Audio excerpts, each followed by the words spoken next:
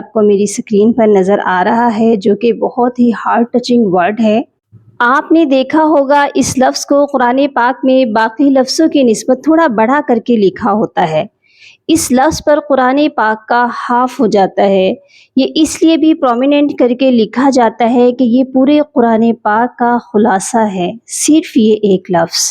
پوری زندگی کا مفہوم پوشیدہ ہے صرف ایک لفظ میں۔ اس لفظ کے کیا معنی ہے، کیا ترجمہ ہے؟ اس کے معنی ہے اور نرمی سے بات کرو۔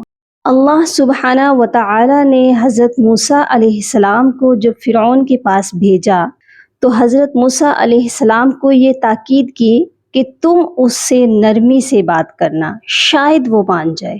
کون مان جائے؟ وہ انسان جس سے زیادہ گھمنڈی اور تکبر سے بھرا اس دنیا میں آ ہی نہیں سکتا۔ آپ جانتے ہیں کہ گھمنڈ اور تکبر شیطان سے ہے۔ اس کے تکبر نے اس کو برباد کر دیا۔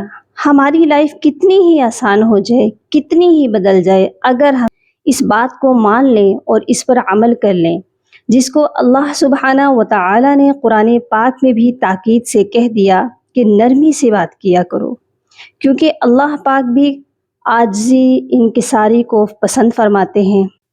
ہماری عبادت میں، ہماری نماز میں اور قرآن پاک پڑھنے میں، پڑھانے میں عاجزی کا ہونا بہت ضروری ہے۔ کسی سے نرمی سے بات کرنے کا مطلب یہ نہیں کہ بے وقوفی اور کمزوری ہے، بلکہ عاجزی، انکساری، بڑا پن اور اعلیٰ ظرفی ہے۔ ہم نے اس کے مطلب کو تو سمجھ لیا، اب اس کو پڑھنا بھی سیکھتے ہیں۔